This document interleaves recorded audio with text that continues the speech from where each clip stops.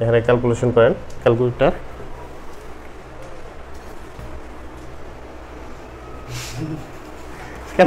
কেন উপরেরটা সমান্তর ধারায় পড়লো আর কেন নিচেরটা গুণোত্তর ধারায় পড়লো?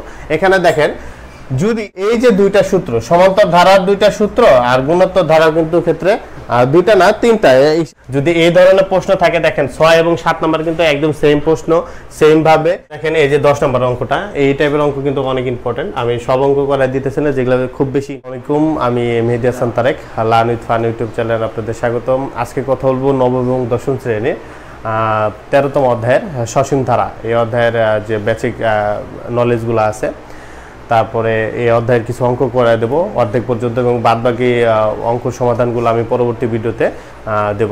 তাহলে চলুন শুরু করা যাক আজকের এই ভিডিওটি। আচ্ছা, এবার দেখেন আমাদের এখানে যে সসীম ধারায় এখানে আমাদের যে কিছু সূত্র আছে, এই সূত্রগুলো যদি আপনারা চান আগে লিখে নিতে পারেন। যদি সূত্র আপনারা পারেন তাহলে কিন্তু অঙ্ক করতে পারবেন, যদি সূত্র না পারেন তাহলে কিন্তু অঙ্ক পারবেন না। যদি আগে এই বেসিক ট্রিকগুলো যদি জানেন তাহলে কিন্তু মূল অঙ্কগুলো পারবেন, আগে বলতেছি। তো এটা জানা একদম সবচাইতে বেশি গুরুত্বপূর্ণ হচ্ছে এইগুলো আগে জানা।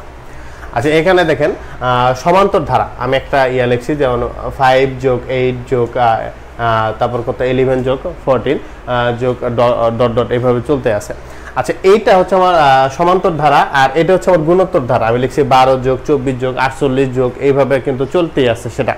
আচ্ছা, এখানে দেখেন এই যে যেটা চলমান অবস্থা আছে, দুইটাই কিন্তু চলমান অবস্থা আছে, কিন্তু এটা সমান্তর ধারায় পড়লো, এটা কিন্তু গুণোত্তর ধারায় পড়লো। কেন উপরেরটা সমান্তর ধারায় পড়লো আর কেন নিচেরটা গুণোত্তর ধারায় পড়লো? এখানে দেখেন যদি এই দুইটার মধ্যে পার্থক্য দেখেন, এটা প্রথম পদ আমি ধরলাম, এটা দ্বিতীয় পদ, এটা তৃতীয়, এটা চতুর্থ, তারপরে কিন্তু চলে গেছে। তাহলে দেখেন প্রথম এবং দ্বিতীয় পদের পার্থক্য কত আসতেছে? 3। আচ্ছা, এবার দেখেন এইবার এই দ্বিতীয় এবং তৃতীয় পদের পার্থক্য কত? 3। এইবার দেখেন এটার পার্থক্য কত? 3। মানে প্রত্যেকটা প্রথম পদ থেকে দ্বিতীয় পদ যদি আপনারা মানে পার্থক্য খোঁজেন, তাহলে যদি সেম সেম পার্থক্য হয় তাহলে কিন্তু সেটা সমান্তর ধারায় পড়বে। সেম সেম যদি পার্থক্য হয় সেটা তাহলে কি সমান্তর ধারায় পড়বে। কিন্তু এখানে খুব খেয়াল করে দেখেন 12 এবং এটার মধ্যে পার্থক্য কত? 12। কিন্তু এটা এবং এটার মধ্যে পার্থক্য কত? 24। এখানে দেখেন পার্থক্য কিন্তু দ্বিগুণ হচ্ছে। পার্থক্য কত হচ্ছে? দ্বিগুণ হচ্ছে। যদি গুণোত্তর ধারার ক্ষেত্রে পার্থক্য দ্বিগুণ হবে, বা আপনারা বুঝতে পারবেন যে এটা গুণোত্তর ধারা পড়ছে, কারণ এটা নামতা আকারে চলে যাবে। 12 12 দুগুণা 24, 3 12 36 না, 24 দুগুণা দেখেন 48 গেছে, মানে ডাবল হয়ে যাবে। পার্থক্য যদি ডাবল হয়ে যায় তাহলে সেটা বুঝবেন গুণোত্তর ধারা। আর যদি সমান্তর ধারা কিভাবে বুঝবেন? পার্থক্য যদি সেম সেম থাকে, প্রথম পদের থেকে দ্বিতীয় পদের পার্থক্য যদি সেম সেম থাকে তাহলে সেটা কিন্তু আপনাদের সমান্তর ধারায় পড়বে। আচ্ছা, এখানে দেখেন আমি যদি আরেকটা সমান্তর ধারা উদাহরণ আমি আপনাদের যদি দেই, সেটা কিভাবে হবে? তো আমি লিখলাম 2 যোগ 4 যোগ 6 যোগ 8 যোগ এইভাবে যদি চলতে থাকে, দেখেন পার্থক্য কিন্তু সমান সমানে গেছে, পার্থক্য কিন্তু সমান সমানে চলে গেছে। তো যদি পার্থক্য যদি সমান সমানে যায় তাহলে কিন্তু সেটা সমান্তর ধারা, আর পার্থক্য যদি ডাবল ডাবলে হয়ে যায় তাহলে সেটা কিন্তু গুণোত্তর ধারা।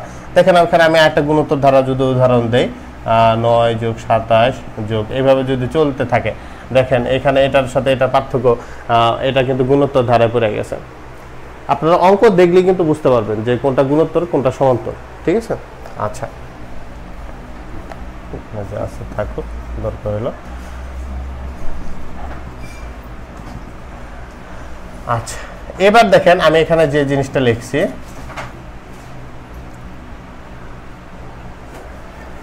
দেখেন n-তম পদের মান, আমি একটা সূত্র লিখছি, n-তম পদের মান হচ্ছে a plus n minus 1 into কি d। n-তম পদের মান কি? a plus n minus 1 into কি d। আচ্ছা, আর n-তম পদের সমষ্টি লিখছি sn সমান সমান s divided 2 second bracket 2a bracket n minus 1 into কি d। আচ্ছা, দেখেন এই যে দুইটা সূত্র, সমান্তর ধারার দুইটা সূত্র আর গুণোত্তর ধারার কিন্তু ক্ষেত্রে দুইটা না তিনটা হিসেবে দুইটাই, কিন্তু এখানে একটু আছে, আমি সেটা আলোচনা করব, কোনো সমস্যা নেই। দেখেন n-তম পদের মান কত? a plus n minus 1 into কি d, আর n পদের সমষ্টি কত? sn n by 2 second bracket 2a bracket n minus 1 into কি d। আচ্ছা, এখানে দেখেন a হচ্ছে প্রথম পদ, মানে এই যে আমি যদি এটাকে ধরি a হচ্ছে তাহলে 2 হবে, আর n হচ্ছে স্বাভাবিক সংখ্যা। স্বাভাবিক সংখ্যা তো আপনারা বোঝেন, 1 2 3 4 5 6 সব যত আছে সেটা হচ্ছে কি স্বাভাবিক সংখ্যা। আর ডি হচ্ছে সাধারণ অন্তর। সমান্তর ধারার ক্ষেত্রে কিন্তু সাধারণ অন্তর, গুণোত্তর ধারার ক্ষেত্রে কিন্তু সাধারণ অনুপাত। সমান্তর ধারার ক্ষেত্রে অন্তর, অন্তর মানে বাদ। দ্বিতীয় পদ থেকে আপনি প্রথম পদ বাদ দিবেন, দ্বিতীয় পদ থেকে প্রথম পদ বাদ দিলে সেটা সাধারণ অন্তর বের হবে। মানে কি এখানে 4 থেকে যদি আমি 2 বাদ দিই, মানে 4 4 বাদ 2, তাহলে কত হলো আমার 2। এটা হচ্ছে আমার সাধারণ অন্তর। আচ্ছা, এবার দেখেন আর তো এখানে কিছু নেই। এবার দেখেন গুণোত্তর ধারার ক্ষেত্রে n তম পদের মান হচ্ছে a r power of n-1। n তম পদের মান হবে a r n-1 power of n-1। আর n পদের সমষ্টি sn সমান সমান কত, a bracket first bracket 1 minus r উপরে n bracket divided 1 minus r। যখন শর্ত কিন্তু এখানে দেখেন, এখানে কিন্তু একটা শর্ত দেওয়া আছে, দুইটার নিচে কিন্তু শর্ত দেখেন। যখন r এর মান 1 এর থেকে ছোট হবে, যখন কি হবে r এর মান 1 এর থেকে ছোট হবে, তখন কিন্তু এই সূত্রে r এর মানটা কোনটা, মানে এই যে সাধারণ অনুপাত, অনুপাত অনুপাত কোনটা দেখেন, এখানে 9 ভাগ দ্বিতীয় পদ ভাগ আমার প্রথম পদ, তাহলে এখানে সাধারণ অনুপাত হয় 3 তিরিকা 9, মানে এখানে কত আমার 3। 3 1 এর থেকে বড় না ছোট? 3 অবশ্যই কিন্তু 1 এর থেকে বড়। তাহলে যদি বড় হয়, তাহলে যে এই ধরনের সূত্র, যদি r এর মান যদি বড় হয়, r এর মান যদি 1 এর থেকে বড় হয়, তাহলে এটার ক্ষেত্রে কিন্তু এই যে নিচের সূত্রটা পড়বে। r এর মান যেহেতু এখানে আমার কি 1 এর থেকে বড়, তাহলে এই যে নিচের সূত্রে পড়ে যাবে। আর r এর মান যদি ছোট হয়, তাহলে কিন্তু আমার উপরের সূত্র পড়বে। r এর মান ছোট মানে কি 1 এর থেকে ছোট কত, মানে 0.27, মানে 0 পয়েন্টের থেকে -1 -7 যা আছে মাইনাসের মানগুলা, সেটা কিন্তু 1 এর থেকে ছোট। তাহলে n পদের মান এই সূত্র, এবং n তম পদের সমষ্টি এর চেয়ে এই ধরনের সূত্র। আর এখানে সেম একইভাবে a সমান হচ্ছে প্রথম পদ, আর হচ্ছে সাধারণ অনুপাত, মানে দ্বিতীয় পদ ভাগ প্রথম পদ। আপনারা যদি দ্বিতীয় পদ ধরে প্রথম পদ দ্বারা ভাগ করেন, তাহলে দেখবেন এই যে এই ধরনের অঙ্ক আসবে। তাহলে গুণোত্তর ধারা এবং সমান্তর ধারা কিন্তু আপনারা খুব ভালো করে বুঝতে পারছেন, এবং এই যদি সূত্র এইগুলো যদি পারেন, তাহলে কিন্তু অঙ্ক করতে পারবেন। এখন আমি যেটা করাবো সেটা হচ্ছে অঙ্কের সমাধানগুলো করে দেবো। আপনাদের কিছু অঙ্ক সমাধান করে দেবো। এক ভিডিওতে সব অঙ্ক সমাধান তো করা যাবে না, আমি এই অধ্যায় থেকে আরেকটা পাঠ করব, এবং সৃজনশীলের জন্য আরেকটা পাঠ করব, ঠিক আছে? তো ওখান থেকে আপনারা দেখে নিন। আচ্ছা দেখো, এখানে আমাদের 5 নম্বর যে অঙ্কটা দেওয়া আছে, দেখেন এখানে কত 2 বিয়োগ কত 5 বিয়োগ কত 12 বিয়োগ 19 বিয়োগ কত, ধারাটি কিন্তু এরকম ভাবে চলতে আছে, মানে সসীম ধারায় চলে গেছে। এবং ধারাটি সাধারণ অন্তর, সাধারণ কি আমার অন্তর, সাধারণ অন্তর মানে কি আমি জানি ধারাটি অবশ্যই কি সমান্তর ধারায় পড়ছে, এবং 12তম পদের মানটা নির্ণয় করতে বলছে। তাহলে এখানে দেখেন, আমি যদি অঙ্কটা করতে যাই, তো এখানে আমার দেওয়া আছে, এটা কি দেওয়া আছে কি আমার প্রথম পদ a সমান কত আমার দেওয়া আছে 2, এবং দ্বিতীয় পদ আমার কত দেখেন, দ্বিতীয় পদ কত মাইনাস আমার 5। আচ্ছা, এখান থেকে যেহেতু আমাদের সাধারণ অন্তর বলছে, অতএব সাধারণ অন্তর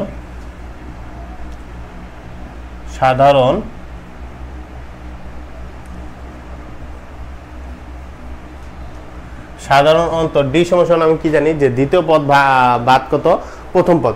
আমার দ্বিতীয় পদ কত, এখানে কত -5 বিয়োগ কত -2, তাহলে কত আসতেছে আমার মাইনাস কিন্তু 7 আসতেছে। এর মানে কি সাধারণ অন্তর আমার একটা অ্যান্সার কিন্তু আমি পেয়ে গেলাম এই ক্ষেত্রে। এবার দেখেন বলছে 12তম পদ নির্ণয় করো। আপনারা যদি একটা জিনিস মনে রাখবেন, 12তম পদ এরকম যদি উল্লেখ করে দেওয়া থাকে, 12তম পদ ধারাটি কোনতম পদ, এই ধরনের থাকলে মানে ওই যে এই সূত্র পড়বে, n-তম পদের মান যে সূত্রটা আছে, যে a plus bracket n-1 into কি d, এই সূত্র কিন্তু পড়বে। আচ্ছা, এবার দেখেন আমি মনে করি বা এখানে মনে করি n-তম পদ, যেহেতু আমাদের 12 দেওয়া আছে, কিন্তু আমাদের কি 12তম পদ তাহলে নির্ণয় করতে হবে। অতএব 12তম পদের মান, আচ্ছা এটা সূত্র কি জানি আমি, a প্লাস n-1 ইন্টু কি আমার d। আর a কত, এখানে দেখেন a কত 2 যোগ n কত, n হচ্ছে যে 12 যেটা আমি ধরলাম 1, আর এই যে d এর মান কত -7। এবার দেখেন এখানে 2 যোগ আমার কত দেওয়া আছে, যদি এটা প্লাসে মাইনাসে কত হয়ে গেল আমার -7 দ্বারা যদি আপনি 12 গুণন করেন, তাহলে কত আসতেছে 7 গুণন 12, তাহলে মাইনাস আমার 84, মাইনাসে +7। আচ্ছা, এবার দেখেন তাহলে এটা কত হলো -84, 2 আর 7 যদি আমি যোগ করে দিই তাহলে কত হলো 9। তাহলে এটার সাথে এটা যদি আমি বাদ দেই কত হলো -75। এটাই আমাদের অ্যান্সার। কিন্তু দেখেন এখানে কিন্তু দুইটা অ্যান্সার পাইছি, একটা সাধারণ অন্তরের অ্যান্সার কত 7 আর একটা কি 12তম পদ কত আমার -75। ঠিক আছে।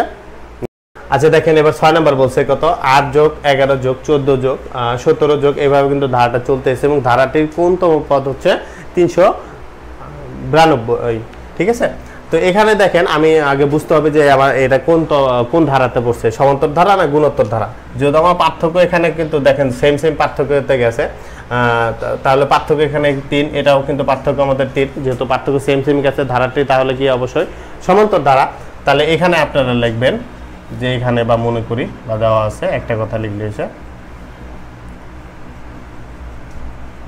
দেওয়া আছে a সমান কত 8, প্রথম পদ a সমান 8, প্রথম পদ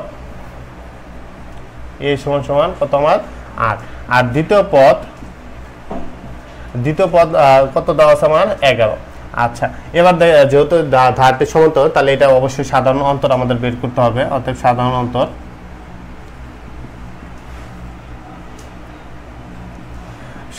অন্তর d সমান কত, আমি জানি কি দ্বিতীয় পদ বিয়োগ কত প্রথম পদ, আর দ্বিতীয় পদ থেকে যদি আমি প্রথম পদ বাদ দেই তাহলে কত হইতেছে আমাদের 3। আচ্ছা যেহেতু এখানে দেখেন আমি এর আগের অঙ্ক যেটা বললাম, যদি এরকম দেওয়া থাকে ধারাটির কোনতম পদ 392 বা 12তম পদ বা 20তম পদ যদি নির্ণয় করেন, তাহলে যে nতম পদের যে মানটা আছে সেটা বের করতে হবে।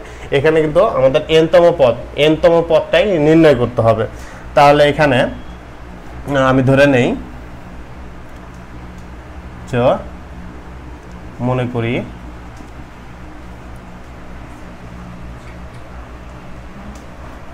যেহেতু আমাদের nতম পদটা বের করতে হবে, তাহলে আমরা মূল সূত্রতে চলে যাই যে nতম পদের মান কত আমাদের a plus n minus 1 into কি d। যেহেতু আমাদের এটা বের করতে বলছে, তাহলে এখানে প্রশ্ন মতে a plus n minus 1 into d সমান কত 392। তো এখানে আমি আপনার জাস্ট মানগুলো বসে দেন। এর মান কত মান 8, আর n এর মান তো দেওয়া নেই, n এর মান যেহেতু আমাদের বের করতে হবে n মাইনাস 1, d এর মান কত দেওয়া আছে আমাদের 392। আচ্ছা তাহলে এখানে n মাইনাস 1 টু 3 আর 392 বিয়োগ কত আমার 392 বিয়োগ 8, তাহলে কত হইলো আমার n মাইনাস 1 ইন্টু 3, 392 থেকে 8 বাদ দেন, 392 বিয়োগ আমার 8, তাহলে কত হইলো 384। আচ্ছা এখান থেকে যেহেতু এখানে দেখেন এই 3 কি গুণন আকার আছে, তাহলে ওই সাইডে গেলে কি অবশ্যই ভাগ হয়ে চলে যাবে। তাহলে এটা ভাগ কত 3, তাহলে 382 ভাগ কত 3 128 হলো। আমি একটু এই সাইডে করি, তাহলে n মাইনাস 1 সমান কত হলো আমাদের 128। তো n সমান কত, এখানে যেহেতু হয়ে গেছে তাহলে এটা যোগ হয়ে যাবে, তাহলে n হচ্ছে এত। তাহলে nতম পদ মানে 129তম পদের মান হচ্ছে এই যেটা, এভাবে লিখবেন nতম পদ বা 129তম পদের মান, 129তম পদের মান হবে কত 392 সরি, এটাই কিন্তু অ্যান্সার। যদি এই ধরনের প্রশ্ন থাকে দেখেন 6 এবং 7 নাম্বার কিন্তু একদম সেম প্রশ্ন, সেম ভাবে আপনারা প্রথম পদ দ্বিতীয় পদ এভাবে নির্ণয় করবেন, তারপর সাধারণ অন্তর নির্ণয় করবেন। সাধারণ অন্তর নির্ণয় করার পরে যেহেতু আমাদের যে nতম পদের যে সূত্রটা দেওয়া আছে সেই সূত্রটা করবেন, তারপর প্রশ্ন মতে যে পদটা নির্ণয় করতে বলছে সেই পদটা সমান এই সাইডে চলে যাবে প্রশ্ন মতে, তারপরে ক্যালকুলেশন করবেন, অঙ্ক শেষ। দেখেন এই যে 10 নম্বর অঙ্কটা, এই টাইপের অঙ্ক কিন্তু অনেক ইম্পর্টেন্ট। আমি সব অঙ্ক করাই দিতেছি না, যেগুলো খুব বেশি ইম্পর্টেন্ট সেগুলো আমি অঙ্ক করাই দেবো এবং দ্বিতীয় পার্টে আরও অনেক বিস্তারিত আলোচনা করব, ঠিক আছে। আচ্ছা এবার দেখেন 10 নম্বর অঙ্ক বলছে 8 যোগ 16 যোগ 24 ধারাটির প্রথম 9টি পদের সমষ্টি। তাহলে আমি জাস্ট এখানে সমষ্টির সূত্র বসাই দিলে কিন্তু আমার অঙ্ক শেষ হয়ে যাবে। তাহলে এখানে আমাদের কি দেওয়া আছে কত,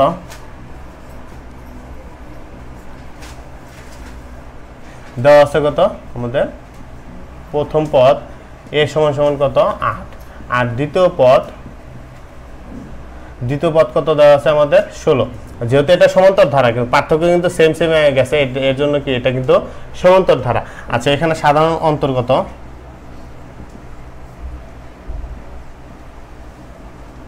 সাধারণ অন্তর, আর দেখেন এখানে d সমান কত 16 বিয়োগ 8, তাহলে কত আসতেছে সেই আমার 8।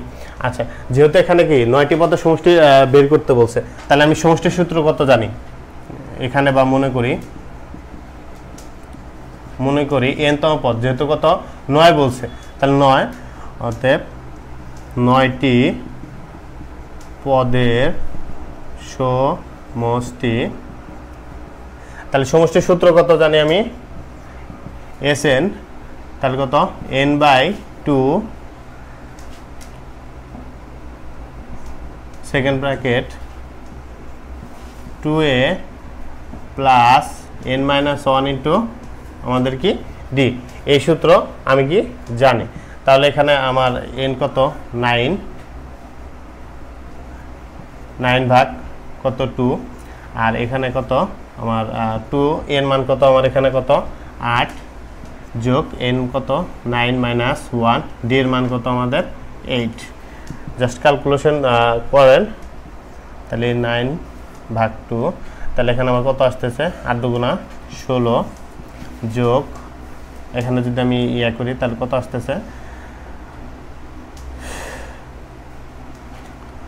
8 গুণন আবার কত আমাদের 8, তাহলে 9 ভাগ 2, তাহলে এখানে কত হইতেছে 16 যোগ 8 64। এখানে ক্যালকুলেশন করেন ক্যালকুলেটর,